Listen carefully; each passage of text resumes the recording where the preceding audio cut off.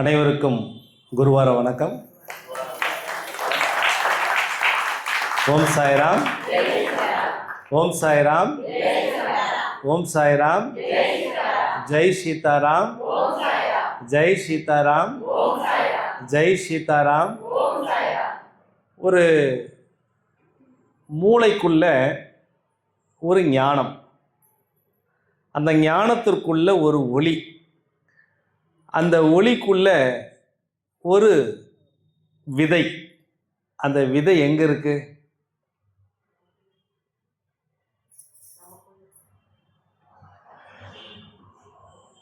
அந்த விதை குரு கிட்ட இருக்கு.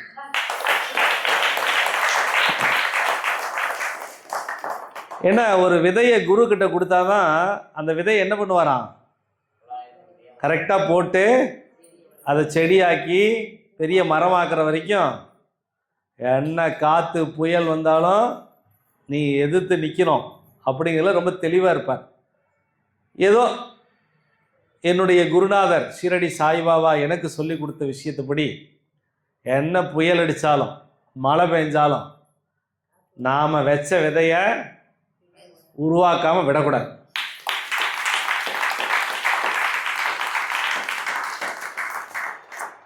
எப்போவுமே நம்ம ஒரு பொறுப்பு எடுத்துட்டோம் அப்படின்னா அந்த பொறுப்பில் சிரத்தை எடுத்து நாம் முழுமையாக இருக்கணும். அப்படி தான் சுவாமி சொல் பேச்சு மட்டும் தான் நான் கேட்டுட்ருக்கேன். சுவாமி என்ன சொல்கிறாரோ அதுதான் குரு சாய்ராம் செய்வேன். பாபா எனக்கு என்ன கட்டளை இடுகிறாரோ அதை மட்டும்தான் நான் செய்ய முடியும். பாபா சொல்லாமல் வேறு யாரேனும் சொன்னாலும் அது கூட பாபா சொல்லலாம், ஓகே ரைட் பண்ணுன்னா தான் பண்ணுவேன். வேறு யாராவது ஒரு மாற்று கருத்து சொல்கிறாங்க அப்படின்னா பாபா கிட்ட நான் கேட்டுருவேன், பாபா இந்த மாதிரி அவங்க கருத்து சொல்கிறாங்க, ஏற்றுக்கலாமா செய்யலாமா? பாபா ஆசீர்வதித்தால் அதை நான் செய்வேன், இல்லைன்னா செய்ய மாட்டேன். ஏன் அப்படின்னா குருவுடைய வாக்குக்கு சக்தி அதிகம். ஒரு ஆரம்ப காலகட்டத்தில் சில விஷயங்கள் நம்ம குருக்கிட்ட கேட்காம விட்டுடுவோம். குருக்கிட்டலாம் போய் கேட்கணுமா அப்படின்னு. ஆனால் அது கேட்காதனால எவ்வளவு தவறு எவ்வளவு பாதிப்புங்கிறது நான் தனிப்பட்ட முறையில் உணர்ந்திருக்கேன். அதனால் எப்பொழுதும் உங்களுக்கு நான் தரக்கூடிய முழு எச்சரிக்கை, விழிப்புணர்வு, தயவு செய்து உங்கள் மனம் எனும் குருவுக்கிட்ட ஒரு முறைக்கு இல்லை 10 முறை நீங்கள் கேட்டுக்கிட்டு அதுக்கப்புறம் முடிவெடுங்க. ஏன்னா நம்ம மனசு குருக்கிட்ட ஒப்படைச்சிட்டிங்க அப்படின்னா குரு சொன்னால் உங்கள் நல்லதுக்காக மட்டும்தான் இருக்குங்கிறத நான் நம்புவதற்கு கொஞ்சம் நாள் ஆச்சு. நீங்கள் அந்த மாதிரி பண்ணிடாதீங்க அப்படிங்கிறது தான் என்னுடைய ஆசை. இதுக்கு ஒரு உதாரணம், ஒரு விஷயத்தை சொல்லிட்டு நான் ஆரம்பிச்சிட்றேன். ஒரு முறை ஒரு முக்கியமான ஒரு உறவினர் வீட்டுக்கு நான் போகிறேன். முக்கியமான ஒரு உறவினருடைய வீட்டுக்கு போகிறேன். அந்த உறவினர் வீட்டுக்கு போகிறதுக்கு கொஞ்ச நேரத்துக்கு முன்னால் பாபா என்ன அங்கே போகக்கூடாதுங்கிறார். என்ன பாபா, ரொம்ப நெருங்கிய உறவினர் தான், வரன் வேற சொல்லிட்டேன், இப்போ போகக்கூடாதுன்னு சொல்கிறீங்களே, அதெல்லாம் முடியாது பாபா, நான் போய் தான் தீரணும், நான் பாபாக்கிட்ட வேண்டிக்கிறேன். மறுபடியும் பாபா என்கிட்ட சொல்கிறார் ஆள் மனசில், நீ அங்கு இப்போ போகக்கூடாது. ரொம்ப கஷ்டமாக போச்சு, என்னடா இப்படி சொல்கிறாரே பாபா அப்படின்னு. நம்ம தான் விடுவோமா, நமக்கு ஒரு இடம் முடிச்சே ஆகணுமே. உடனே ஒரு கற்பூரத்தை எடுத்து பற்ற வச்சு, பாபா பாபா நான் கற்பூரம் பற்ற வச்சு வேண்டிக்கிட்டேன், எனக்கு தெரியாது, நீங்கள் தான் போகிற இடத்த நீங்கள் தான் பார்த்துக்கணும் அப்படின்ட்டு வந்துட்டேன். அப்பவும் நான் வண்டி எடுக்கும்போது சொல்கிறார், நீ போகாத, நீ போகாத. சரி நேராக போயிட்டேன். போய் பார்க்குறேன். போய் பார்த்தா எல்லாம் அந்த வீடு நல்லா நார்மலாக ஹாப்பியாக இருக்காங்க. வாங்க வாங்க குரு சாய்ராம்னாங்க, பேசுனாங்க. சொந்தக்காரங்க இல்லையா, அது வேறு, வாங்க போய் வாங்க பேசுகிறாங்க. ரொம்ப சந்தோஷமாக இருந்தது, ரொம்ப ஹாப்பியாக இருந்தது. அவங்க வீட்டில் அன்றைக்கி நான் சாப்பிட்டேன். அன்றைக்கி வடை பாயசத்தோட சாப்பாடு. குரு சாய்ராம் வந்திருக்கிறாரு, எங்கள் சொந்தக்காரராக வேறு இருக்கிறாரு அப்படின்னு சாப்பாடு வேறு, நல்லா தடபடலாம். சாப்பிட்ட அடுத்த நாள்லேருந்து எனக்கு வாந்தி பேதி. சாப்பிட்ட அடுத்த நாள்லேருந்தே வாந்தி பேதி. அந்த வாந்தியும் பேதியும் வரும்போது தான் நான் பாபாவை நினச்சிக்கிட்டேன். எதுக்குறா பாபா போவேணான்னு சொன்னாருங்கிறது எனக்கு அப்போ புரியல. அவங்க எல்லாம் நல்ல உறவினர்கள் தான், நல்ல மனசுங்க தான். ஆனா செஞ்ச சாப்பாடு உனக்கு சேராதுங்கிறது எனக்கு முன்கூட்டியே தெரிஞ்சதுனால உனக்கு போகாத நான் முன்னெச்சரிக்கை விட்டேன். போனா சாப்பிடாம விட மாட்டாங்க, ஆனாலும் நீ மீறி போன, இப்ப வாந்தி பேதில் நீ அவஸ்தைப்படுற, நான் என்ன பண்ணட்டுன்னு.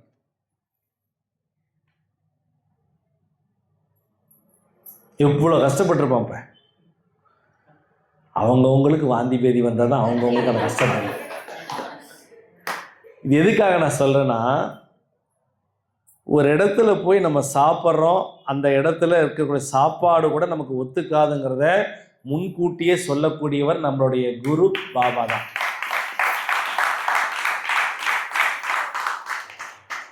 அன்னைக்கு ஆரம்பித்ததை இனிமே எங்கேயாவது போகணும்னா அவர் உத்தரவு கொடுத்தாலும் சாப்பிடுவேன், இல்லைன்னா சாப்பிட மாட்டேன். இது என்ன அனுபவம், நான் மற்றவர்களை சொல்லலை, என்ன தனிப்பட்ட அனுபவம்.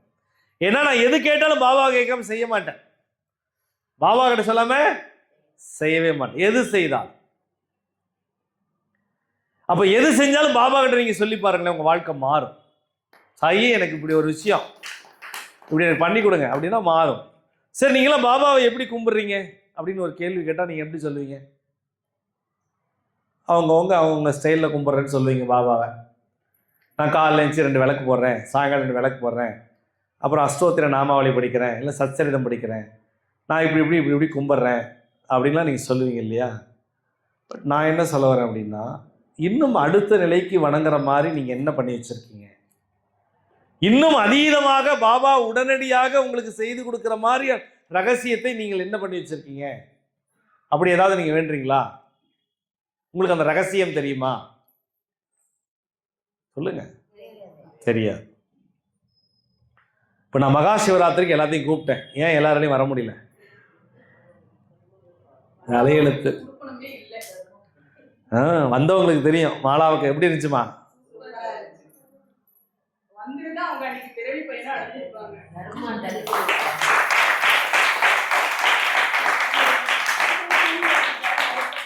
அம்மா சூப்பர்மா சூப்பர்மா.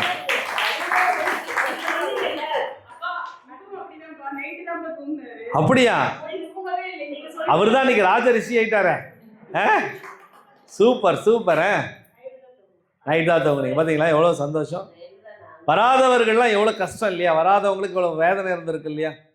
நம்ம வரலையே போகலையே அப்படின்னு. சாய் கைட் பண்ணுங்கம்மா. வராதவர்கள் வர முடியலையேங்கிற வருத்தமும் அவங்களுக்கு கஷ்டமும் அதிகமாக இருந்திருக்கும்.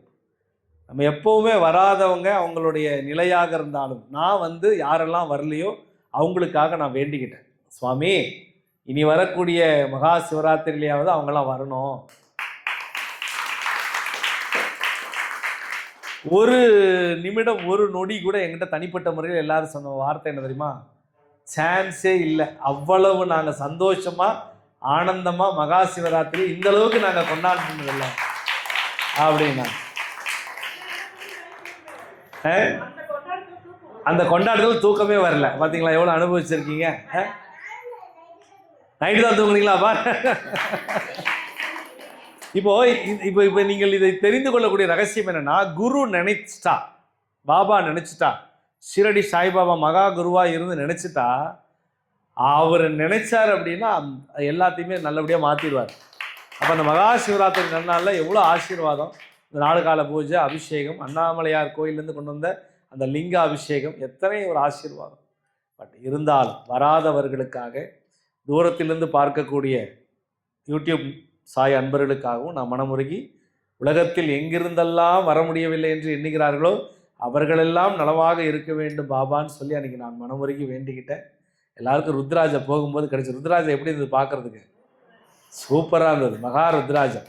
இதெல்லாம் ஒரு பக்கம் இருந்தாலும் நான் இப்போ ஆரம்பிக்கும் போது என்ன ஆரம்பித்தேன், நமக்குள்ள ஒரு விதை இருக்கு, அந்த விதை குரு கிட்ட ஒப்படைச்சிட்டோம்னா உங்க வாழ்க்கை மாறும். நீங்கள் தான் ஒரு விதை, உங்கள் விதையை உங்கள் குரு கிட்ட ஒப்படைச்சிட்டீங்களா?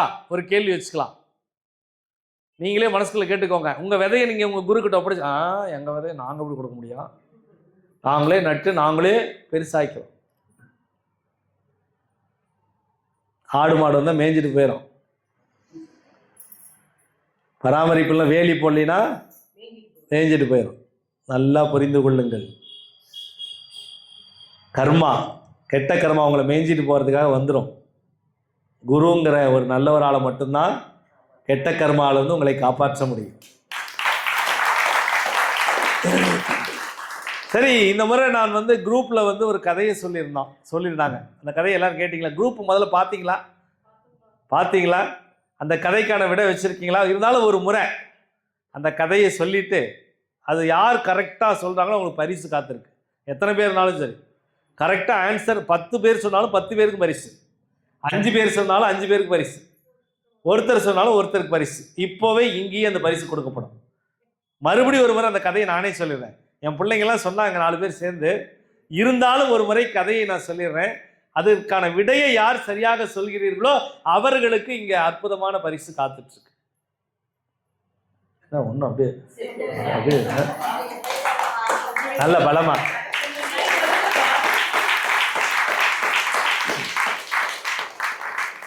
சொல்லுங்க. ஒரு ஊர்ல ஒரு பெரிய சிவாலயம், நல்ல பிரபலமான ஒரு சிவாலயம். ஒரு இளைஞன் அந்த கோயிலுக்கு டெய்லி போறான். தினம் போய் அப்படியே சாமி கும்பிட்டு வரான். அந்த இளைஞன் தினம் வரதை பார்த்த உடனே அந்த ஐயர் கேட்குறாரு, என்னடா அது பெண்கள் கூட வெள்ளிக்கிழமை செவ்வாய்க்கிழமையில தான் வந்துட்டு இருக்கிறாங்க, இல்லை பிரதோஷத்துக்கு வராங்க, நல்ல பௌர்ணமியில் வராங்க.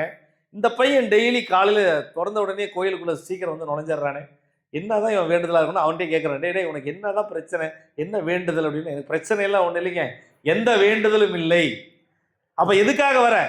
எங்கள் அம்மாவுக்காக நான் இந்த கோயிலுக்கு வரேன். எங்கள் அம்மா சொன்னதுனால இந்த கோயிலுக்கு வரேன். எங்கள் அம்மா ஆசைப்படுவாங்க நான் இங்கே போகணுன்னு, அதனால் இங்கே வருவேன். இப்படி தினம் அந்த கோயிலுக்கு வந்துட்டு இருக்கும்போது அந்த பூசாரிகிட்ட ஒரு புன்முறலோட ஒரு சிரிப்பாங்க இல்லையா, வருவாங்க. திடீர்னு அந்த இளைஞன் வந்து ஒரு 30 நாளாக அந்த கோயிலுக்கே வரல. 1 நாள் 2 நாள் ஆச்சு, 3 நாள் ஆச்சு, 4 நாள் ஆச்சு, 5 நாள் ஆகுது, 6 ஆகுது, 7 8 நாள் ஆகுது. இவருக்கு ஒரே பதட்டமாகி போச்சு. என்னடா அது, இவன் வந்துக்கிட்டே இருந்த பையன் திடீர்னு காணுமே, அப்படி ஒரு கவலையாயிடுச்சு.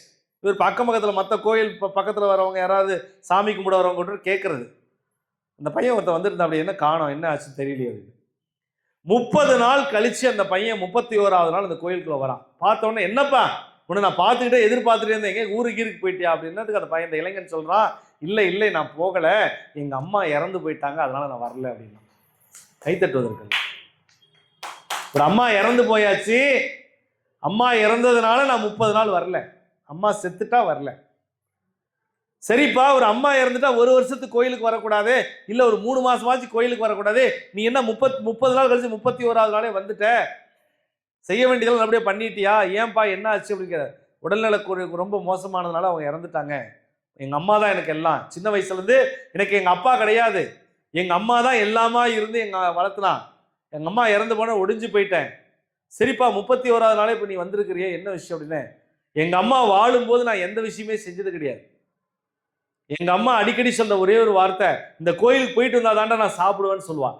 அதனால தான் நான் காலையில் இந்த கோயிலுக்கு வரதுக்கான காரணம் என்ன தெரியுமா, நான் இந்த சிவன் கோயிலுக்கு வந்துட்டு போனாதான் எங்கள் அம்மா சாப்பாடுலேயே கை வைப்பா, அதனால தான் நான் கோயிலுக்கு தினம் வந்தேன். உண்மையாலுமே நான் எதுவுமே வேண்டிக்கல, சும்மா கையெடுத்து கும்பிட்டு தான் வந்தேன். ஆனால் இந்த 31வது நாள் நான் வரும்போது எங்கள் அம்மா சொன்ன வார்த்தை, டேய் நான் இல்லைனாலும் எப்போவுமே இந்த சிவன் உன்னை காப்பாற்றுவாருடான்னு ஒரு வார்த்தை சொல்லியிருக்காங்க. அதனால எங்கள் அம்மாவுக்கு பிடிச்ச இந்த சிவாலயம், நான் வாழும்போது எங்கள் அம்மா பேச்சு கேட்கல, எங்கள் அம்மா இறந்துருந்தாலும் இப்போ சாமியா எங்கள் அம்மா சொன்னதா நினச்சி இன்னைக்கு நான் சிவன் ஆலயத்துக்கு நான் வந்திருக்கேன். இனிமேல் தினமும் வருவேன். எங்கள் அம்மாவுக்கு நான் இருக்கும்போது நிறைய செய்யலை, எங்கள் அம்மா மேலேயாவது சந்தோஷமாக இருக்கணும், எங்கள் அம்மா நல்லா வாழும்னு நினச்சி நான் இந்த கோயிலுக்கு வரேன்னு அந்த இளைஞன் சொல்கிறான். இந்த காட்சியை பார்த்தோன்னே இந்த பூசாரிக்கு ஐயருக்கு ரொம்ப எமோஷனல் ஆயிட்டார். அப்புறம் ரெகுலராக அந்த இளைஞன் அந்த கோயிலுக்கு வந்துக்கிட்டே இருக்கிறான். நல்ல ஒரு வேலையிலையும் இருக்கிறான். பொதுவாக ஒரு யாராவது ஒருத்தங்க, பெண் வீட்டுக்காரங்க யாராவது ஒருத்தங்கள்லாம் வரும்போது அந்த கோயிலில் வந்து எங்க நல்ல பையனாக இருந்தால் சொல்லுங்கன்னு சொல்லுவாங்க இல்லையா, அந்த மாதிரி அந்த ஐயர்கிட்ட வந்து ஒரு பெண் வீட்டுக்காரங்க வராங்க, யாராவது ஒரு நல்ல பையனா ஒழுக்கமான பையனாக இருந்தால் சொல்லுங்க அப்படின்னு. இந்த ஐயருக்கு என்ன தோணுச்சான், இந்த பூசாரிக்கு, இந்த ஒரு பையன் வராருங்க, அம்மா கிடையாது, அப்பா சிறு வயசுலேயே கிடையாது, அந்த பையன் ரொம்ப நல்ல பையன், அம்மா இறந்து போயிட்டாங்கன்னு தெரிஞ்சு அம்மாவுடைய ஆசையை நிறைவேற்றணுங்கிறதுக்காகவே தினம் கோயிலுக்கு வரான். அவங்க அம்மா வாழும்போது நிறைய செய்ய முடியல, நல்ல வேலையில் இருக்கான், அவங்க அம்மா நிறைய ஆசைப்பட்டா, அதெல்லாம் செய்ய முடியலையே, ஆனால் அவங்க அம்மா ஆசைப்பட்டது எப்போவுமே அந்த சிவாலயத்துக்கு வரணும்னு. அம்மா பேச்சு, அம்மா இறந்ததுக்கப்புறம் எத்தனை பசங்க மாறிடுறாங்க. ஆனால் அந்த பையன் பார்த்தீங்கன்னா அந்த கோயிலுக்கு தினம் வந்துட்டு இருக்கான். எனக்கு தெரிஞ்சு இறந்த பின்பும் அம்மா மேலே பாசம் வச்சு இந்த கோயிலுக்கு வரான்னா அந்த பையனுடைய ஜாதகம் எல்லாம் பார்த்துட்டு உங்களுக்கு ஓகேன்னா சொல்லுங்க. ஏன்னா அவங்க ஜாதியெல்லாம் தேவையில்லைன்னு சொல்லிட்டாங்க. நான் இந்த கதையை நான் விளக்கமாக சொல்லணும்ல. உடனே அந்த பையனை வர சொல்றாங்க, பார்க்குறாங்க, பிடிச்சி போயிடுது. எல்லாம் பிடிச்சி போயிடுது. பொண்ணு வீட்டுக்காரங்களுக்கே பையனை பிடிச்சு போயிடுது. பையன் வீட்டில் பெரிய சொந்த பந்தம்லாம் ஒன்றும் கிடையாது. ஏதோ ஒரு 4-5 பேர் தான் இருக்கிறாங்க. ஆனால் வேலை ஓரளவுக்கு நல்ல வேலையில் இருக்கான். நிச்சயதார்த்தம் நடக்குது. நிச்சயதார்த்தம் கன்ஃபார்ம் ஆயிடுச்சு. கல்யாணத்துக்கு முன்னால் நிச்சயம் வைப்பாங்க இல்லையா, கன்ஃபார்ம் ஆயிடுச்சு. அந்த நிச்சயதார்த்தம் நடக்கும்போது பெண் வீட்டில் நடக்குது. அப்போ அந்த பையன் கேட்குறான், நான் நிச்சயதார்த்தம் நடத்துறதுக்கு முன்னால் அந்த பொண்ணுக்கிட்ட ஒரு கொஞ்ச நேரம் பேசிக்கலாமான்னு கேட்குறான். உறுதிப்படுத்துவதற்கு முன்பு. சரி பண்ணிக்கலாம் அப்படின்னு சொல்லிட்டு அவங்கள பொதுவான இடத்துல உட்கார வச்சு பேச வைக்கிறாங்க. இதில் என்ன ஒரு பெரிய விசேஷம்னா, அவன் ஏன் அந்த கல்யாணத்துக்கு ஒத்துக்கிட்டான் அப்படின்னா, அவங்க அம்மாவுடைய பேரும் கல்யாணம் பண்ணிக்க போகிற பொண்ணோட பேரும் ஒன்று. அவன் சொல்கிறான், நான் ஒத்துக்கிட்டதுக்கு ஒரே காரணம் என்ன அப்படின்னா, என் தாயோட பேரே உங்கள் பேர் இருந்துச்சு, உங்களை நான் கல்யாணம் பண்ணிக்கிறேன், நிச்சயதார்த்தத்துக்கு முன்னால் இதை நான் சொல்லிடணும், உங்களை நான் திருமணம் செய்துக்கிறேன், ரொம்ப பிடிச்சிருக்கு, ஆனால் நான் முதல்ல உங்களை என் தாய் எங்கள் அம்மாவாக நினைப்பேன், அதுக்கப்புறம் தான் என் மனைவியாக நான் பாவிப்பேன் அப்படிங்கிற வார்த்தையை சொல்கிறார். சரி அப்படியே நீங்கள் பாவிச்சுக்கோங்க, எனக்கு ரொம்ப சந்தோஷம், ரொம்ப மகிழ்ச்சி ஆயிடுது. அந்த பொண்ணு ஒத்துக்குது. நல்லா இப்படி கூட இருக்கிறாரு இந்த காலத்தில். முதல்ல என் அம்மாவுடைய பேர் இருக்கிறதுனால முதல்ல அம்மாங்கிற ஸ்தானத்தில் பார்த்துட்டு அதுக்கப்புறம் தான் கல்யாணம் பண்ணிக்கிறேன், அதுக்கப்புறம் தான் எல்லாமே அப்படின்னு சொல்கிறாரு. அப்படின்னு சொல்லும்போது ஒரு ஆசை தானே. உடனே கல்யாணம் நடக்குது, நல்லபடியாக நடக்குது. விஷயத்தெல்லாம் சொல்லிட்டாங்க. ஒன்று எல்லாம் பெருமைப்படுறாங்க. பரவாயில்லையே, எதுவாக இருந்தாலும் முதல்ல தாய் ஸ்தானத்தில் மனைவியை பார்ப்பாராம், அதுக்கப்புறம் மனைவி ஸ்தானம் 2வது தான் அப்படிங்கிற அம்மாவுக்கு முக்கியத்துவம் கொடுத்துருக்காரு. எப்படி பிள்ளையார் சொல்லுவார்ல, பிள்ளையார் சொல்கிற மாதிரி கணக்கு வச்சுக்கலாம், உங்களுக்கு புரியுற மாதிரி சொல்கிறேன். பிள்ளையாருக்கு பொண்ணு பார்க்கும்போது பிள்ளையார் என்ன சொன்னாராம், என் அம்மா மாதிரியே பொண்ணு வேணும்னு கேட்டாராம். அது மாதிரி கல்யாணம் நடந்துருச்சு.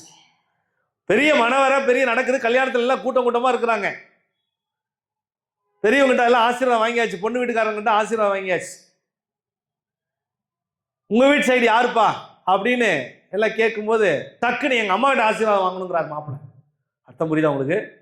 எங்க அம்மா கிட்ட தான் முதல் ஆசீர்வாதம். உங்க அம்மா தான் இறந்து போயிட்டாங்களே, நிறுத்துங்க, எங்க அம்மா இறக்கல, என் அம்மாவுடைய பேரும் என் மனைவி கட்டிக்கிட்ட என் மனைவியோட பேரும் ஒண்ணு.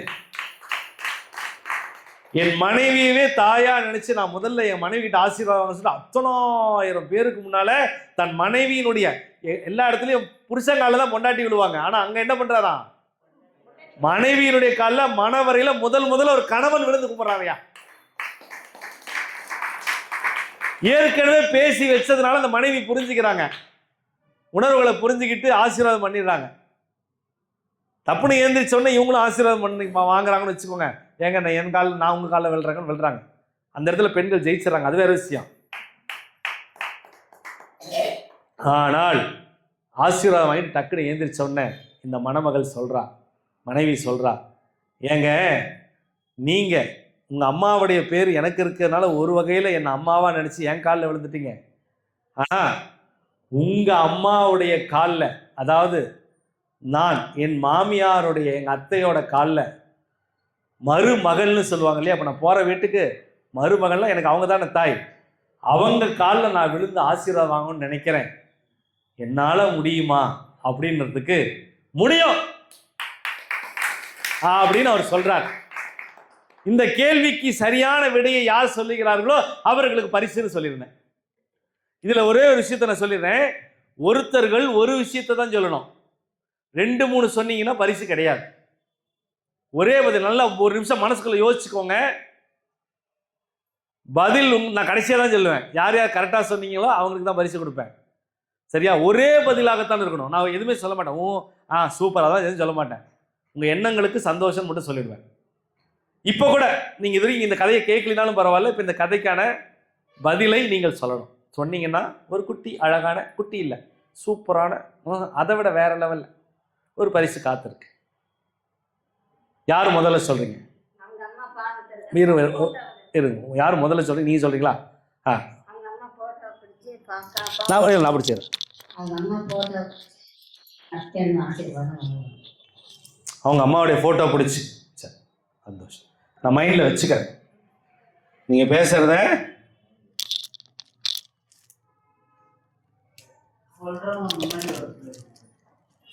இல்லை, நீங்கள் சொல்லுங்கள்.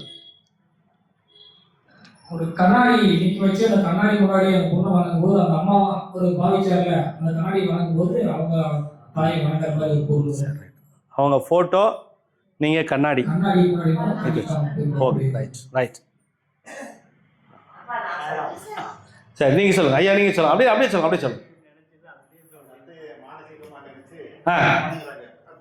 அத்தையா? அத்தையை வந்து மானசீகமாக வணங்கி ஆசீர்வாதம் பெறாரு. மானசீகமாக நினைச்சு அந்த மருமக ஆசீர்வாதம். எப்படி மானசீகமான, எப்படி எந்த முறையில்? மனசுல அவங்க நினைச்சுக்கிறாங்க. இப்போ நம்ம பாபா எப்படி நினைக்கிறோமோ அது மாதிரி அவன் மானசீகமாக நினைச்சு ஆசீர்வாதிக்கிறாங்க. என்ன இவங்க கேட்கறதே கணவர்கிட்ட தானே கேட்குறாங்க. என்னுடைய மாமியார்கிட்ட ஆசீர்வாதம் வாங்கணும் அப்படிங்கிறத கேட்கறதுக்கு இதுதான் நீங்கள் விடைங்கிறீங்க. ஓகே.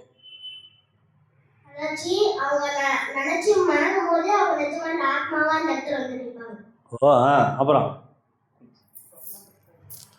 சிவனடியாக சேர்ந்ததால அம்மாவை ஆசையும் சிவனோட சேர்த்து இருக்கிறதால சிவனத்தை ஆசீர்வாதம் வாங்கினா அவங்க அம்மாட்ட ஆசீர்வாதம் பண்ணாலும் சமம். கோயிலில் இருக்கிற சிவன் கிட்ட போய் ஆசீர்வாதம் வாங்கினா வேற யார் சொல்லுங்க? நான் பிடிச்சிக்கிறேன். அது சிவனையே அவங்க அம்மாவை நினைச்சனால சிவனிட போய் ஆசீர்வாதம் வாங்கிக்கலாம். ஓகே, சிவன் தான் அப்படிங்கிறவங்களாம் கை தூங்க. சிவன் தான், ரைட். நீங்களாம் சிவன் தான் அவங்க அம்மா அப்படிங்கிறீங்க, ரைட். யாருக்கு கை தூக்குங்க, நான் பார்த்துக்கணும்ல. சிவனை தான் தாயா, ரைட். ஓகே. சிவன் இல்லாம மாற்று வழி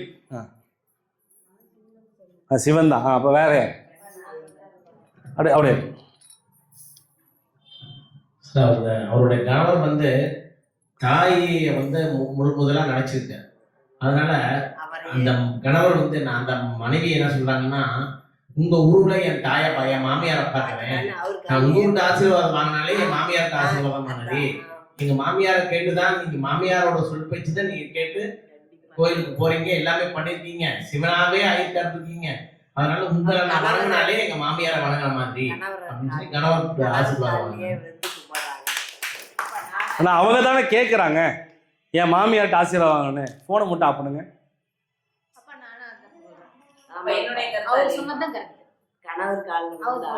இப்போ நான் கேட்கறது என்னன்னா, அவங்க தானே கேட்குறாங்க, அவங்க தானே வந்து இந்த மாதிரி சொல்றாங்க. எனக்கு நான் என் மாமியார்ட்ட ஆசீர்வாதம் வாங்கணும், அதுக்கு என்ன வழின்னு கேட்குறாங்களே. அப்போ அவங்க அந்த முத வார்த்தையை சொல்லியிருக்கணும்ல. சொல்லிட்டேன், ஒவ்வொருத்தரும் ஒரே பதில தான் சொல்லணும். மாற்றி சொன்னா ஒத்துக்கப்படாது. பிறக்கிற குழந்தை, அப்போ அது வரைக்கும் வெயிட் பண்ணணும், ரைட். மகனையே இந்த அளவுக்கு வளர்த்தி சிவன் கோயிலுக்கு அனுப்பி அந்த அம்மா மேல இருக்கிற பக்தியால மனைவி காலில் விழுகிற அளவுக்கு ஒரு மகனை வளர்த்து வச்சிருக்காங்கன்னா, அந்த உருவத்தை அந்த அளவுக்கு வளர்ந்த பையன். ஆனா நான் விடை வந்து இப்போ சொல்ல மாட்டேன். யார் கரெக்டா சொல்லியிருக்கீங்கன்னு அதெல்லாம் சொல்ல மாட்டேன். யார் கரெக்டா சொன்னீங்க அப்படின்னு நான் சொல்ல மாட்டேன். நான் கடைசியா தான் சொல்லுவேன். வளர்த்தின பையன் அந்த உருவத்துல மாமியாரை பார்த்து நான் உங்க காலிலே இருந்து வளர்னா, அதாவது அந்த அவர் காலில் விழுந்து வளரும் போது அதுவே மாமியார். சரி, ஓகே. அவங்க காலிலே விழுந்து வாங்கி அவங்க காலிலே விழுந்து அவங்கள அப்படிதான் பார்த்தேன், நீங்களும் அப்படியே பார்த்து வாங்கி அப்படி. அப்புறம் அவங்க அம்மா கட்டின புடவை இருக்குன்னு சார். அம்மா கட்டின புடவை. அவங்க அம்மா கட்டின புடவைய அவன் ஹஸ்பண்ட் வந்து கொடுத்து, எங்க அம்மா கட்டின புடவை இதை நீ ஆசீர்வாதம் பண்ணாலே அம்மா உனக்கு பக்கத்துல இருந்து ஆசீர்வாதம் பண்ண. சரி, கேட்டுக்கிட்டேன். வேற ஏதாவது குட்டியம்மா? இப்போ வாய் திறக்காதவங்க நிறைய பேர் உட்காந்துருக்கீங்க. அதான் என்ன நினைச்சீங்க சொல்லுங்க. இல்ல, இவங்க வந்து போட்டோ வச்சு கூப்பிடுறாங்க. ஆமா. அப்புறம் இவரு வந்து கண்ணாடி வச்சு அதை நினைச்சேன். நான் என்ன சொல்றேன், அதான் கண்ணாடியா போட்டோவா? கண்ணாடி. சரி, அப்புறம் இல்லம்மா, அது ஆன்சர் எது விடைன்னு நான் என்ன சொல்லலையே. நான் இதோட நீ கதையே இவ்வளவுதான், நீ கதையே இதுதான். ஆ. அம்மாவோட பேச்சு தட்டாம கேட்டதுனால ஆ. அவர் அம்மாவோட ஆசீர்வாதம் அவருக்கு உண்டு. அத மூலியமாவே அவங்க கணவனை கும்பிட்டதுனால எங்க அம்மாவோட ஆசீர்வாதம் அவங்க பெற்றிருக்காங்க.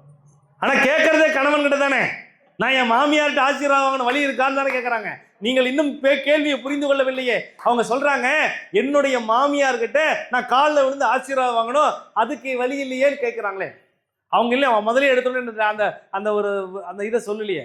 நல்லா நீங்க புரிந்து கொள்ள வேண்டும். அவங்க என்ன சொல்றாங்க, நீங்க உங்க அம்மாவா நினைச்சு என் காலில் விழுந்துட்டீங்க, ஆனா நான் என் மாமியார் காலில் விழுந்து ஆசீர்வாதம் வாங்கணும், அதுக்கு என்ன வழின்னு கேட்குறாங்க. அதுக்கு வழி இருக்குன்னு இவர் சொல்றார். அந்த ஐயர் தான் அந்த கல்யாணத்துக்கு அரேஞ்ச் பண்ணாங்க. ஆமா. அதனால நீ எனக்கு வாழ்க்கை கொடுத்ததே வந்து அந்த ஐயர் தான். ஐயர் அப்படின்ற இடமா? சரி சரி. வேற யாராவது? அதாவது அந்த அவங்க அம்மா சொல்லிதான் அந்த தினமும் அந்த கோயிலுக்கு போயிட்டு இருந்தாங்க. அதனால அந்த கோயிலுக்கு கூட்டி போய் கடல் முன்னாடி கூட்டு வந்திருக்கேன் அப்படின்னு சொல்லி அங்க ஆசீர்வாதம் வாங்குறாங்க. எங்களுக்கு அதான் சிவன். வேற யாராவது? வேற யாராவது பதில்? வேற யாராவது? பரிசு கொடுத்துடலாமா? என்ன சொல்ல நீங்க சொல்லலையே. சரி ரைட். என்னம்மா புரியல? சொல்லுங்க, உங்க பதில் சொல்லுங்க.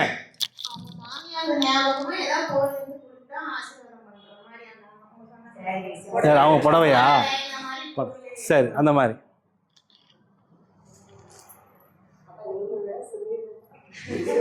இடையே பரிசை கொண்டாந்து சொல்லிடலாம். மேலே போங்க, மேலே போய் யோசிக்கிறீங்களே. ஆன்மீகத்தில் எங்கள் பிள்ளைங்களுக்கு எவ்வளோ ஒரு ஆர்வம் இருக்குது. அடா அடா அடா அடா அடா, சூப்பர், வேற எல்லாம் ஹேட்ஸ் ஆஃப்.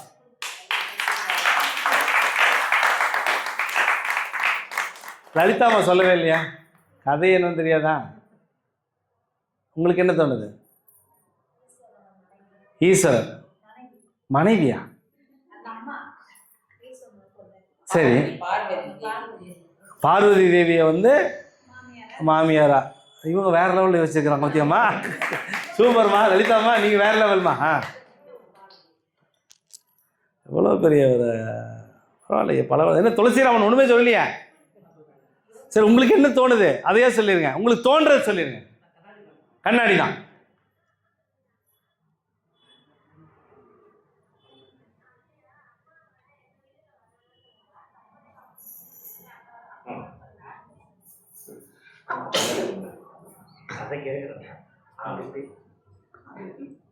உங்க வீதியில நீங்க வரணும்னா கலைவாணி காம்ப்ளெக்ஸ் வழியா வரணுமா? கிளம்பிய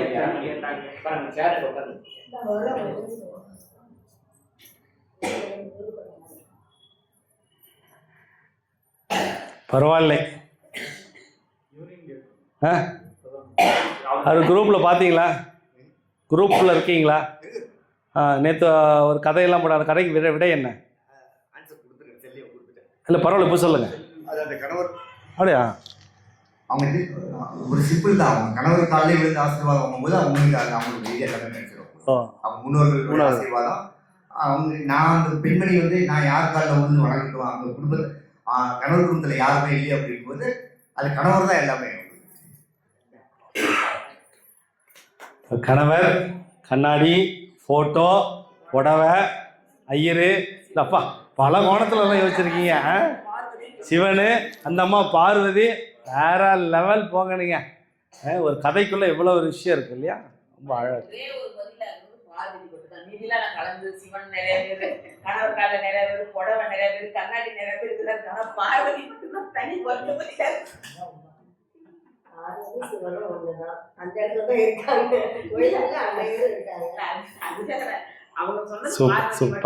அவ்வளவுதான். விடை தெரிய போகுது. இருங்க, ஒரு 2 நிமிஷம் பொறுத்துக்கோங்க. விடை சொன்னவர்களுக்கு பரிசு. விடை சொல்லி முடிச்ச உடனே அஜிஜோ நான் சொல்லலையே அப்படின்னா நீங்க சொல்லக்கூடாது, சரிங்களா? ஆனா இந்த கதைப்படி தான், இந்த கதைப்படி இப்படிதான். இந்த கதைக்கு இதுதான் மகத்துவம், இதுதான் இது விஷயம். இந்த கதைப்படி எவ்வளோ பெரிய ஒரு ஒரு ஒரு ஒரு சுவாரஸ்யமான ஒரு கதை தான் இது.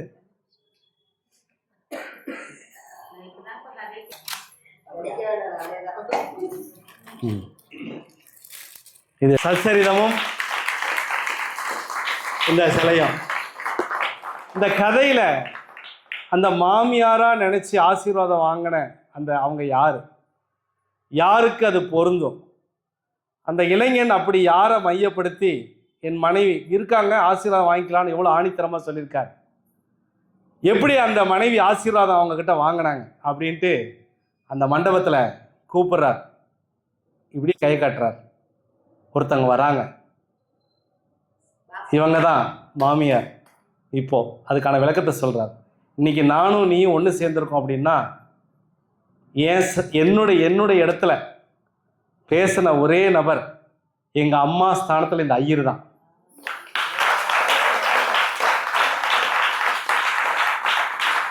என் கல்யாணத்துக்கு சொந்த பந்தம் வந்திருக்கலாம், ஆனா என்னை சுத்தி யார் இருக்காங்கன்னே தெரியாம நான் சிவாலயத்துக்கு வரேங்கிற அந்த ஒரு நம்பிக்கையில நான் நல்ல பையன்னு அந்த பொண்ணு வீட்டுக்காரங்கிட்ட சொல்லி எங்க அம்மா இருந்தா என்னெல்லாம் பேசியிருப்பாளோ, சிவனுக்கு முன்னால என் தாய்க்கு தாயா இருந்து பேசினாரே இந்த ஐயரு தான் இப்போ மாமியார் அப்படின்னு கூப்பிட்டு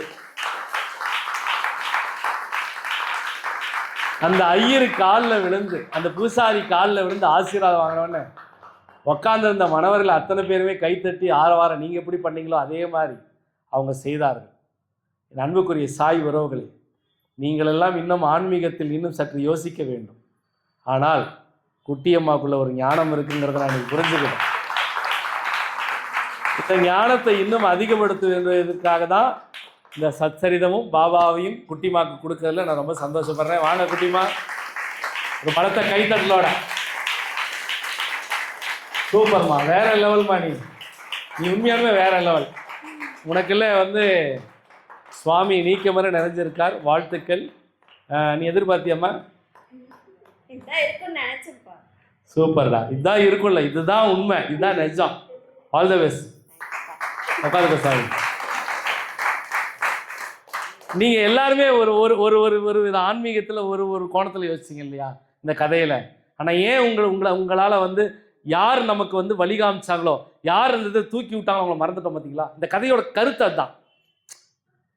இந்த கதை சொல்லப்படும் போது யாரால இணைகின்றோமோ அவங்கள மறந்துடுவாங்க. தப்பா நினைச்சுக்காதீங்க. நம்ம யாரால இணைகிறோமோ அவங்கள நம்ம மறந்துடுவோம் பல சமயம். அப்போ இந்த பையனுக்கு அம்மாவே கிடையாது, அம்மா இறந்துட்டாங்க. எவ்வளவு துக்கத்துல இருந்திருப்பான். அப்போ அந்த துக்கத்துல இருந்த ஒரு பையனுக்கு அந்த இடத்துல இப்படி ஒரு பையன் இருக்கான்னு சொன்னது அந்த இடத்துல யாரு? அந்த இடத்துல அம்மா இருந்து பேச வேண்டிய இடத்துல பேசுனது யாரு? அப்ப எந்த அளவுக்கு அவங்களுக்கு நம்பிக்கை கொடுத்திருந்தா பொண்ணு வீட்டுக்காரங்க சம்மதிச்சிருப்பாங்க. அப்போ அந்த தாய் ஸ்தானத்தில் அந்த பூஜை பண்ணக்கூடிய பூஜாரிங்கிற அந்த ஐயர், அவர் இந்த பையன் மேல வச்சிருந்த நம்பிக்கையிலையும் அந்த ஒழுக்கத்திலையும் அம்மா மேல வச்சிருந்த அந்த பாசம் எவ்வளவு உண்மையானதுங்கிறத சிவனுக்கு முன்னால எடுத்து சொன்னதுனாலதான் அந்த இடத்துல அம்மா இல்லை என்றாலும் அந்த ஐயருக்குள்ள அந்த அம்மா இருந்து பேசப்பட்டாங்க. இந்த கதை மூலமா நீங்க தெரிஞ்சுக்க வேண்டிய விஷயம் என்ன தெரியுமா? நம்ம வாழ்க்கையில பல அம்மாக்கள் அப்படி இருக்காங்க. உங்களை தூக்கி விடுறதுக்கு யாரோ இருக்காங்க, நீங்களா மறந்துடுறீங்க. நீங்க இந்த இடத்துல போய் உட்காந்துருக்கீங்கன்னா உங்களை யாரோ ஒருத்தவங்க தூக்கி விட்டுருப்பாங்க. அவங்கள மறந்துடாதீங்க. யாரா இருந்தாலும், இன்க்ளூடிங் மீ, நானா இருந்தாலும். நான் இன்னைக்கு வரைக்கும் யாரையும் நான் மறந்ததில்லை. ஏன் தூக்கி விடாதவங்க கூட நான் மறந்ததில்லை, அது வேற விஷயம். இது ஏன் உங்ககிட்ட நான் சொல்ல வரேன்னா, உங்கள் வாழ்க்கையில் ஒரு சிவன் கோயில் ஐயர் இருப்பார்.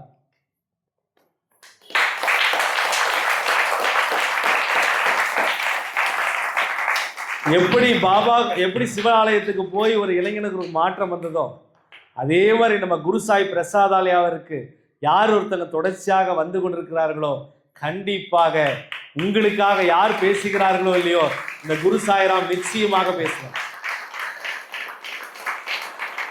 ஏன்னா எனக்கு பேச ஆள் இல்லை, எனக்கு சொல்றதுக்கு ஆள் இல்லை, எனக்கு தட்டி கொடுக்க ஆள் இல்லை. பாபா இருக்கிறார், ஆனா சரீரமாக இங்கே ஒரு சாய் பக்தர்கள் வராங்க, அவங்களுக்கு ஏதாவது ஒரு விஷயம் அப்படின்னா அது அவங்களுக்கு ஒரு மாற்று வழி கொடுப்பதற்கு யாரும் இல்லை. இங்க பிசினஸ் பேசிக்கிற மக்கள் இருக்காங்க. நான் ஒரு தொழில் பண்றேன், தொழில் நீயும் பண்ணிக்கலாமா, பிசினஸ் பண்ணிக்கலாம் அப்படின்னு கான்டாக்ட் நம்பர்லாம் வாங்கிக்கிறவங்க எல்லாம் இருப்பாங்க. மன ரீதியா ஒரு மாற்றத்தை ஏற்படுத்திக்குள்ள ஹாய் பேசிக்கிறவங்க இருக்கலாம். இல்ல சீரடிக்கு போலாம் வாங்கன்னு சொல்லி கூப்பிட்டு போறவங்க ஒரு கூட்டம் இருக்கலாம்.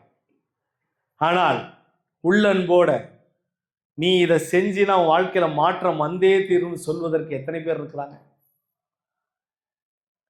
1000 வழிகளை சொல்வதற்கு மாற்றம் பெறுவதற்கு 1000 பேர் இருக்கிறதாக நம்ம நினைக்கிறோம். ஆனால் நல்ல கூர்ந்து கவனிச்சிங்கன்னா நம்ம பக்கத்திலேயே நம்ம கூடவே நாம் நல்லா இருக்கும்னு நினைக்கிற ஒரு நபர் இருப்பாங்க. பல சமயம் அதை நம்ம மறக்கிறதுனால தான் இன்னைக்கு நீங்களாம் சொன்னீங்க பார்த்தீங்களா, கணவரையே மாமியார் நினைச்சாங்க, அம்மாவுடைய புடவை, கண்ணாடி, ஃபோட்டோ இப்படியெல்லாம் சொன்னவங்களால ஏன் குட்டிமா சொன்ன அந்த ஐயர் உங்கள் மனசுக்கு முன்னால் வரல? பிகாஸ் நாம் யாரால ஒன்று சேருமோ, யாரால நல்லது நடக்குதோ அவர்களை மறந்து விடுவது என்பது மனுஷங்களுடைய மனம். கரெக்ட். இப்போ உங்களுக்கு புரியுதா எங்க நீங்க ஆழமா சிந்திக்கலன்னு? அழகா சொன்னாங்க, சக்தி தேவின்னு சொன்னாங்க. அதை சிந்திச்சு தெரிஞ்ச லலிதா அம்மா ஏன் ஒரு நிமிஷம் அவ்வளவு தூரம் பேசினாரே ஒரு ஐயரு, சிவனுக்கு முன்னால பூஜை பண்றவர், அவனுக்காக ஏன் வக்காலத்து வாங்கணும், ஏன் சப்போர்ட் பண்ணணும்? அப்ப உங்களுக்காக இந்த உலகத்துல நீங்க நல்லா இருக்குன்னு பேசக்கூடியவர்களை நீங்கள் ஏன் கொண்டாடக்கூடாது?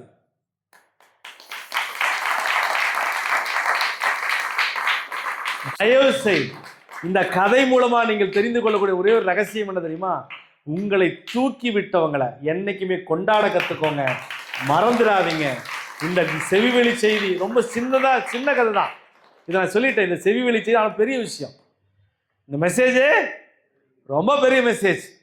நீங்கள் நல்லா பாருங்களேன், ஒரு கணவன் இயல்பாக எப்படி வச்சுக்கலாம், ஒரு கணவன் மனைவி கல்யாணம் இருக்கும், அவங்க ஒரு 15-20 வருஷம் கழிச்சு அந்த கல்யாணம் ஆனதுக்கு யாரோ ஒருத்தங்க காரணமாக இருப்பாங்க. ஒன்று சொந்தக்காரங்க, நண்பர்கள், இல்லை யாரோ ஒரு அந்த சொல்லுவாங்களே புரோக்கர் இருப்பாங்க. ஆனால் யாரால இணைஞ்சாங்க அப்படிங்கிறத நம்ம மறந்துடுவோம். இன்னொருத்தங்க இருக்கிறாங்க, முன்னால தானே இணைஞ்சது அப்படி அந்த கேட்ட நான் சொல்ல, இன்னாருக்கு இன்னார் என்று இறைவன் எழுதி வைத்தான் அன்று. அப்போ இறைவன் கொடுக்கப்பட்ட உறவுக்கு யாரோ ஒருவர் உங்களுக்கு துணையாக இருந்து முடிச்சு போட்டிருப்பாங்க. நீங்கள் எல்லாம் நீங்கள் உட்காந்துருக்கீங்க அப்படின்னா 2 பேர் ஒன்று சேர்ந்ததுனால தான் உட்காந்துருக்கீங்க. அதான் அந்த பாட்டு இருக்குல்ல, இரண்டும் ஒன்றோடு ஒன்று சேர்ந்தது, இரண்டும் ஒன்றோடு ஒன்று சேர்ந்தது. அப்போ இறைவன் எப்பொழுதுமே நமக்கு பல ரகசியங்களை மறைபொருளாக வைத்திருக்கிறார். எப்படி ஐயரு தான் அப்படிங்கிறத சூஸ் பண்ணுறதுக்கு அந்த ஞானம் உங்களுக்கு இன்னும் யோசிப்பதற்கு உங்களுக்கு தேடல் இல்லையோ, இதுபோலுதான் பாபாவை தேடுவதற்கு நீங்கள் இன்னும் சற்று கூர்ந்து கவனிக்க வேண்டும்.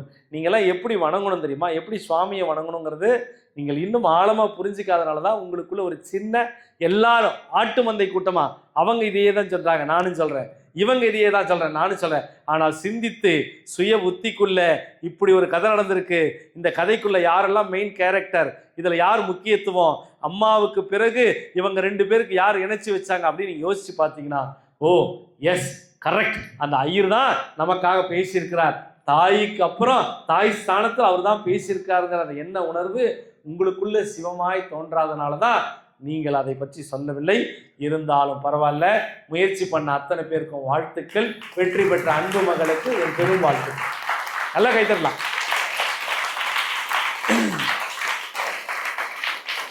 ஆனால் நீங்கள் எல்லாம் நினச்சிட்டீங்க 4-5 வந்தோடனே ஓ எல்லாத்துக்கும் தரப்போகிறாங்களா அப்படின்னு. எனக்கு தெரியும், அஸ்கு புஸ்கு டஸ்கு புஸ்கு, புரிஞ்சுங்களா? நீங்கள் என்ன கணக்கு போட்டாலும் குரு போடுற கணக்கு அந்த வேற கணக்கு, சரிங்களா? ஆனால் இதுபோல் இந்த ஞானத்தை நீங்கள் வளர்த்து கொள்வதற்கான ஒரு நேரமாக இருக்குன்னு சொல்லிட்டு அற்புதமான இந்த குருவாரம், இந்த சின்ன கதையை கூட ரொம்ப அட்டகாசமாக நல்லா இருந்துச்சு இல்லையா?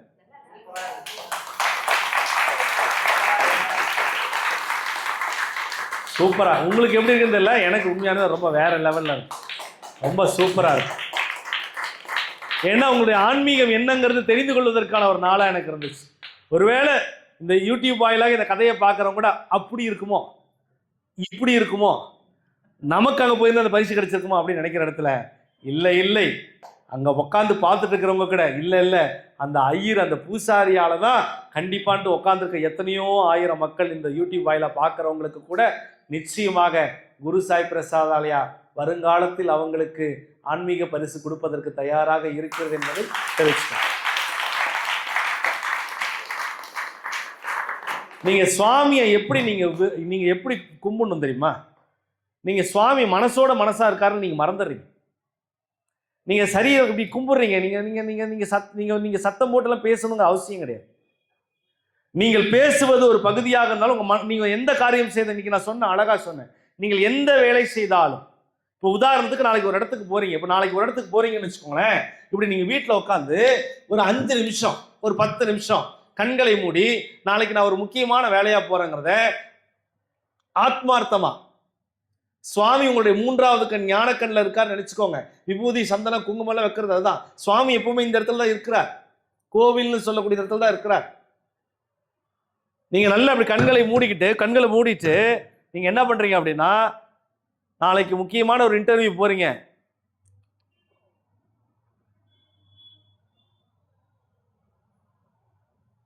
நான் மௌனமா இருக்கேன், ஆனா மனசுக்குள்ள நீங்க பேசணும். ஏன்னா உங்களுக்கு பேசுறதுக்கு வீட்டுக்குள்ள கஷ்டமா இருந்தா கூட இதை நீங்க பழகிக்கணும். நான் இந்த வேலைக்கு போறேன் சுவாமி, பாபா என் கூட இருந்து எனக்கு நல்வழி காட்டுங்க, எனக்கு வெற்றியை கொடுங்க, இதுல கிடைக்கிற ஒரு அனுபவத்தால எனக்கு ஒரு மாற்றத்தை கொடுங்க நீங்க கேட்கணும். அதை நீங்க பிராக்டிஸ் பண்ணி பாருங்க. சாயங்காலம் ஒரு மார்க்கெட் போறீங்க, தப்பா நினைச்சுக்காது, காமெடியா கூட இருக்கும். அந்த மார்க்கெட் போகும்போது போறதுக்கு முன்னால ஒரு 2 நிமிஷம், ரொம்ப நேரம் வேணாம், 2 நிமிஷம் தான்.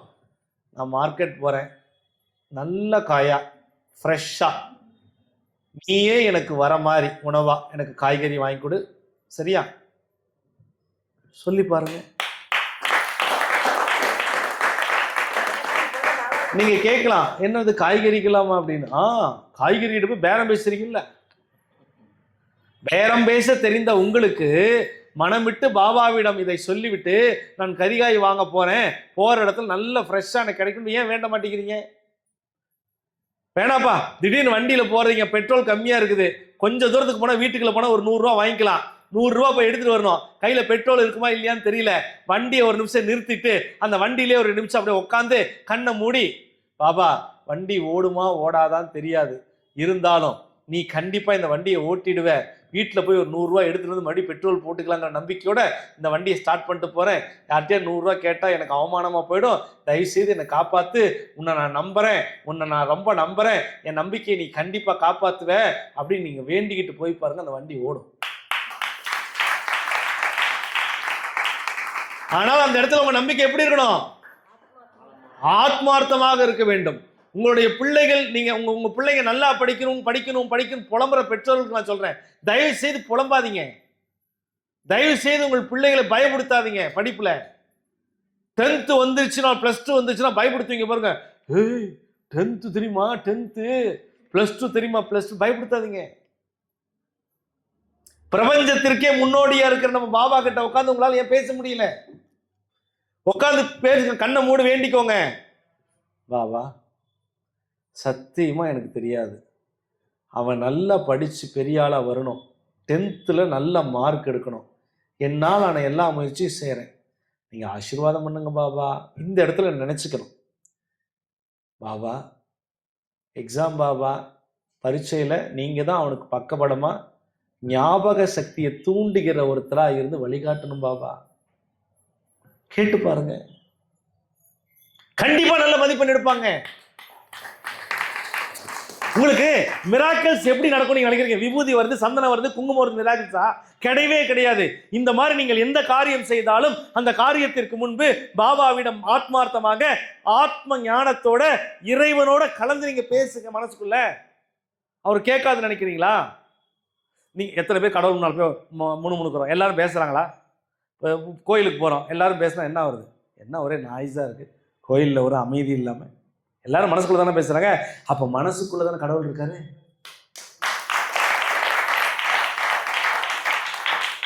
மனசுக்குள்ள பேச தெரிஞ்ச உங்ககிட்ட பாபா கடவுள், எல்லா கடவுளுக்குமே தெரியும் போது அப்ப ஏன் நீங்க ஆத்மார்த்தமா பேச மாட்டேங்கிறீங்க? இதை நான் ஒருத்தருக்கு சொல்லி கொடுத்தேன், ஒருத்தருக்கு பாத்ரூமே போல, தப்பா நினைச்சுக்காது, 3 நாள் ஆச்சு பாத்ரூம் போய். நீங்க உட்காருங்க, பாபா கிட்ட உட்காருங்க, மனமுருகி வேண்டுங்க, எனக்கு 3 நாட்களாக என்னுடைய கழிவறை சரியா போகல, எனக்கு இறைவா பாபா எனக்கு வழிகாட்டுன்னு ஆத்மார்த்தமா உட்காந்து கேளுங்க. கொஞ்சோண்டு விபூதியை தண்ணியில போட்டு கலந்து சுடுதண்ணி குடிங்க. அப்புறம் பாருங்க, என்ன குடிச்சு 10வது நிமிஷம் பாத்ரூம் போயிட்டு வந்தார்.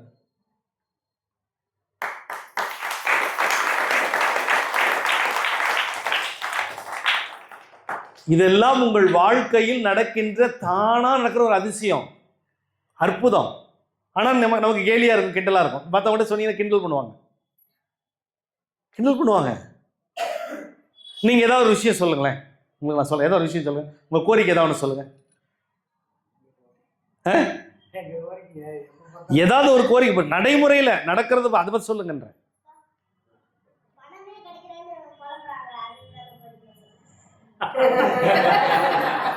ரைட், பணமே கிடைக்கல. ரைட், அப்போ பணம் கிடைக்கிறதுக்கு நமக்கு என்ன வேணும்? முதல்ல இப்போ நீ கேட்குறன்னா படிக்கணும். நீ படித்து நல்ல நிலைமைக்கு வந்தால் பணம் தானாக உன்னை தேடி வரும். கரெக்டா?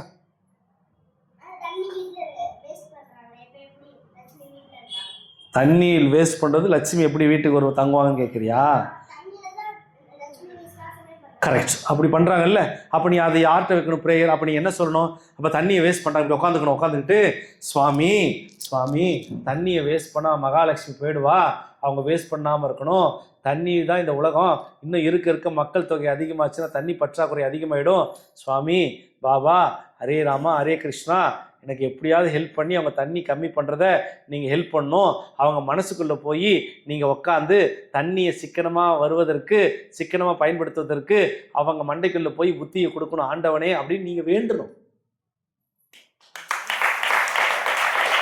இப்போ அடுத்தவர்களை பற்றி சொல்லுதுல நம்ம தேவை என்ன? எனக்கு ஒரு விஷயம் பிடிச்சிருக்கு, அது நடக்கணும். நான் இப்போ ஒன்றும் இல்லை, நான் அடுத்த மாதம் சீரடி போகணும், மார்ச் மாதம் சீரடி போகணும், மார்ச் ஃபர்ஸ்ட் வீக்கில் நான் சீரடி இருக்கணும்னு ஆசைப்படணும்னு வச்சுக்கோங்களேன். இப்படி நான் உட்காந்துக்கணும். வீட்டில் போய் உட்காந்தாலும் சரி, இல்லை இங்கே குருசாய் பிரசாதில் உட்காந்தாலும் உட்காந்துக்கிட்டு, பாபா நான் ஷீரடிக்கு வரணும், உன்னை நான் பார்க்கணும், எனக்கு ரொம்ப ஆசையாக இருக்குது, நான் ஷீரடிக்கு வரணும் பாபா, உன் திருமுகத்தை பார்க்கணும் போல் இருக்குது, மார்ச் முதல் வாரம் வந்து உன்னை பார்க்கணும், நானும் ஒவ்வொரு முறையும் மார்ச் முதல் வாரம் வந்து உன்னை பார்க்கணுன்னு ஆசைப்பட்றேன், என்னால் பார்க்கவே முடியல, ப்ளீஸ் பாபா நான் வரத்துக்கான உதவியை நீங்கள் செய்யுங்க பாபா அப்படின்னு நம்ம கேட்கும்போது நான் சீரடியில் இருப்பேன்.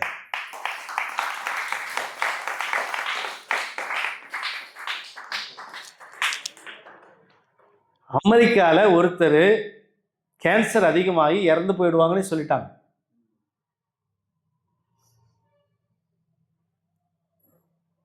ஒருத்தர் சொல்றாரு, உனக்கு குணமாயிடுச்சு நீ சொல்லிக்கிட்டே இரு, உனக்கு குணமாயிடும் அப்படின்னாரு.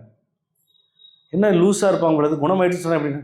நீ அப்படி குணமாயிடுச்சுன்னு சொல்லாத, உன்னுடைய உடல்ல நீயே கை வச்சு எல்லாம் சரியாயிட்டு இருக்கு, Jesus Jesus all are well, எல்லாம் சரியாயிடுச்சு, எல்லாம் சரியாயிடுச்சு இருக்கு, Jesus save me save me, Jesus save me save me save மீன்னு கேட்டுட்டே வா. அவர் பொழைச்சிட்டாருங்க.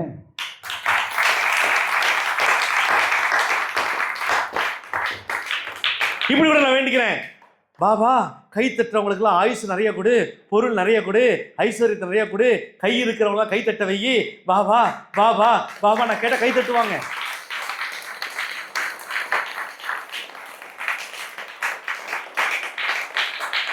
கை இருக்கிறவங்க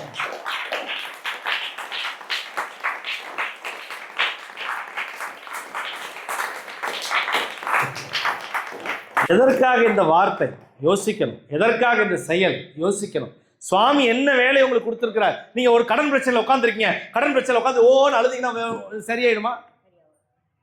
கழுத்தை நெரிக்கிற கடன் பிரச்சனை ஒருத்தவங்களுக்கு இருக்குது, கழுத்தை நெரிக்கிற கடன் பிரச்சனை ஒன்றும் பண்ண முடியாது. நல்லா புரிஞ்சுக்கோங்க, ஒன்றும் பண்ண முடியாது. ஆனால் சுவாமி கிட்ட உட்காந்து, சுவாமி கடன் பிரச்சனை அதிகமாக இருக்கு, நான் ஏமாத்த நினைக்கல, எனக்கான வழியை கொடு, சீக்கிரம் வழியை கொடு, ஆனால் சீக்கிரமாக நான் கொஞ்சம் கொஞ்சமாக என்னுடைய கடன்காரங்களுக்கு நான் பணத்தை கொடுத்துட்றேன், அவங்களுக்கு அப்போ என்ன புரியும் நான் யாருன்னு, இப்போ அவங்க என்ன சொன்னாலும் கேட்டுக்கிற அந்த சகிச்சுக்கிற மனசு எனக்கு கொடு, ஆனால் என்னுடைய நம்பிக்கையை மட்டும் இழக்க வச்சிடாத, தன்னம்பிக்கையை சேர்த்து கொடு, நான் என்னுடைய வேலையை பார்த்து நான் உழைக்கிறதுல தயாராக இருக்கிறேன், மாற்று வழி கூட யோசிக்கிறேன், நான் தற்கொலை முயற்சிக்கெல்லாம் போல, கோழைத்தனமாக போல, கடவுள் கொடுத்த உயிரை நான் மாய்ச்சிக்க விரும்பலை, ஆண்டவா ஆண்டவா பாபா நீ இருக்கிறங்கிற ஒரு தைரியத்தில் நான் ஒவ்வொரு நாளும் போய்கிட்டே இருக்கேன், நான் முடிஞ்ச வரைக்கும் உன்னுடைய புகழை பாடுறதுக்கு தயாராக இருக்கிறேன், என்னை எப்படியாவது காப்பாத்துங்க அப்படின்னு சொல்லிட்டு மனசுக்குள்ள ஆழமா பேசுங்க.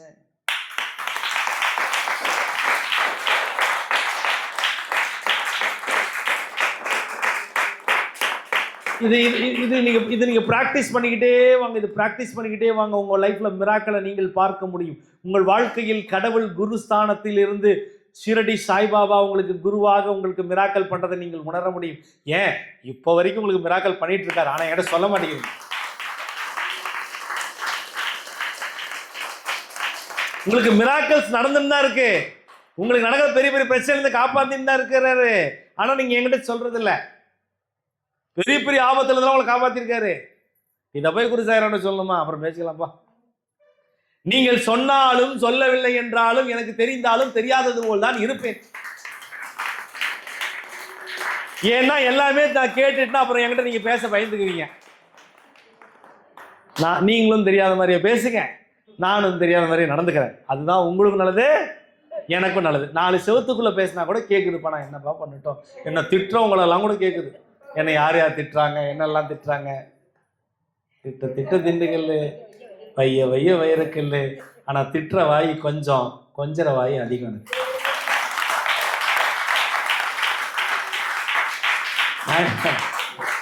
எனக்கு எப்பவுமே ஒரு விஷயம் என்னதுங்களா, இறைவன் சக்தியை கொடுத்துட்டார், எல்லாருக்கும் சரிசமமாக தான் கொடுத்துருக்காரு. அதை பாசிட்டிவாக அவங்கவுங்க எடுத்துக்கிட்டு வாழ கற்றுக்கணும்னு தான் நான் இவ்வளோ தூரம் சொல்லிட்டு இருக்கேன்.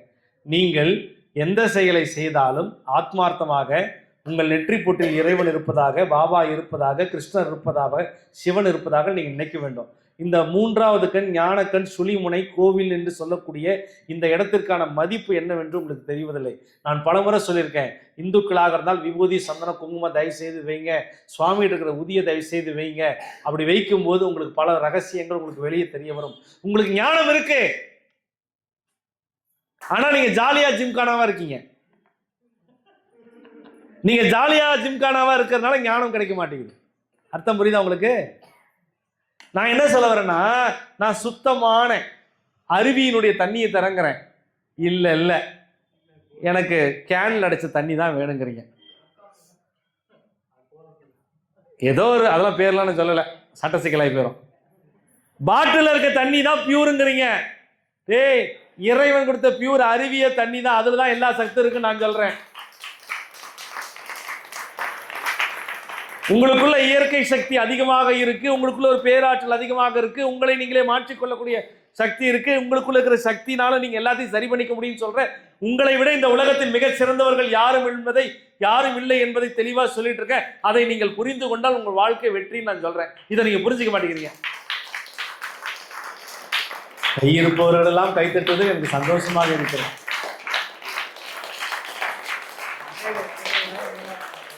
இப்போ நான் எப்பவுமே 5 நிமிஷம் முடிச்சாங்க. உங்ககிட்ட நான் என்ன சொல்ல வரேன் அப்படின்னா, உங்களுடைய வாழ்க்கையில எதை செய்தாலும் நீங்கள் ஆத்மார்த்தமாக ஒரு நிமிடம் தியானம் பண்ணுங்க. நீங்க நாளைக்கு செய்யற வேலையை இன்னைக்கு நீங்க தியானத்தால சொல்லிடுங்க. கிளம்பி போறதுக்கு முன்னாடி 10 நிமிஷத்துக்கு முன்னால சொல்லுங்க.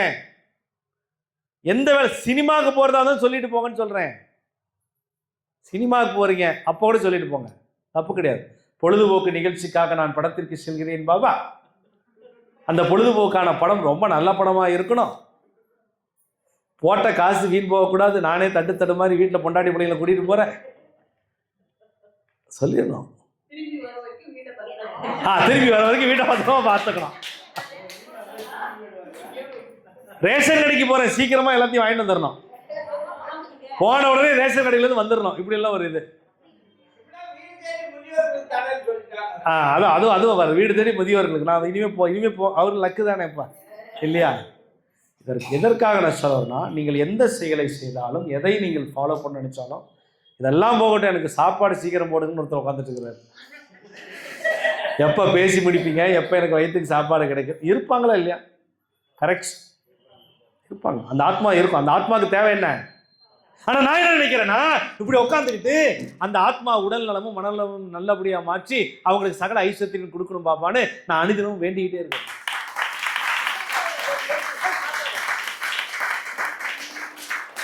ஏன்னா இங்க இருக்கிற குருசாய் பிரசாதாலயால மிகப்பெரிய அதிசயம் என்ன?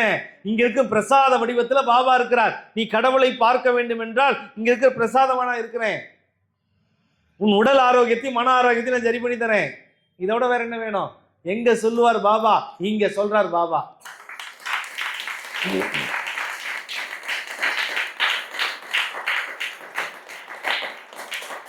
அப்ப நான் என்ன ஃபீல் பண்றேன்னா, சில பேர் இருக்கிறாங்க, எல்லாம் பூஜையெல்லாம் முடிஞ்சதுக்கப்புறம் வந்து என்கிட்ட பிரச்சனையும் சொல்லுவாங்க. குருசாய் இந்த பிரச்சனையோட விஷயம் தெரியுங்களா?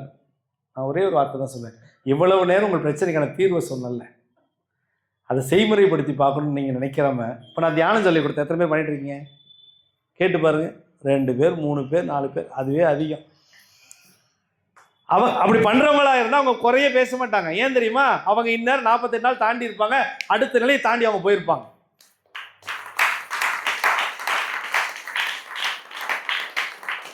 அப்போ சுவாமி உங்களுக்குள்ளதான் நீக்கமர நிறைஞ்சிருக்கிறாருங்கிறத ஆழமாக நீங்கள் புரிந்து கொண்டு அற்புதமான இந்த குருசாய் பிரசாதாலயாவிற்கு ஒவ்வொரு முறையும் வருகை தரும் சாய் என்பவர்களுக்கு நான் சொல்லக்கூடியது ஒன்றே ஒன்று தான். நீங்கள் நல்லா இருந்தால் மட்டும்தான் நான் நல்லா இருப்பேன். நான் நல்லா இருக்கிறதுக்கு காரணமே நீங்கள் உங்களுடைய வளர்ச்சியும் உங்களுடைய மாற்றமும் தான். அதில் சுவாமி சொல்லக்கூடிய விஷயங்களை நீங்கள் முறைப்படி செய்து மாற்றத்தை ஏற்படுத்தி கொள்ள வேண்டும் என்பது இந்த குருசாயிராமுடைய தாழ்மையான அன்பான வேண்டுகோள் என்று சொல்லிக்கொண்டு அற்புதமான இந்த வாரம் வியாழக்கிழமை இந்த கதை மூலமாக உங்களிடம் பேசியதில் நான் ரொம்ப பெருமை அடைகிறேன். ஏன்னா கதை சின்னது, ஆனால் மேட்ரு ரொம்ப பெருசு நான் நம்புகிறேன். அதே மாதிரி உங்கள் வாழ்க்கையில் இனிமேல் எந்த பகுதியெல்லாம் போகிறீங்களோ ஒரு விஷயத்தை யாரையெல்லாம் இப்படி தான் இருக்குமோ அப்படி தான் இருக்குமோன்னு யோசிக்காமல் அந்த இடத்துக்கான மூலம் என்னங்கிறத கண்டுபிடிங்க. நிச்சயம் அந்த ஆதி மூலம் உங்களுக்குள்ளே இருந்து எல்லா விஷயத்தையும் செயல்படுத்துவார் அப்படிங்கிறத சொல்லிட்டு அடுத்த வாரம் வியாழக்கிழமை மறுபடியும் நாம் சந்திப்போம். ஓம் சாய்ராம், ஜெய் ஸ்ரீதாராம்.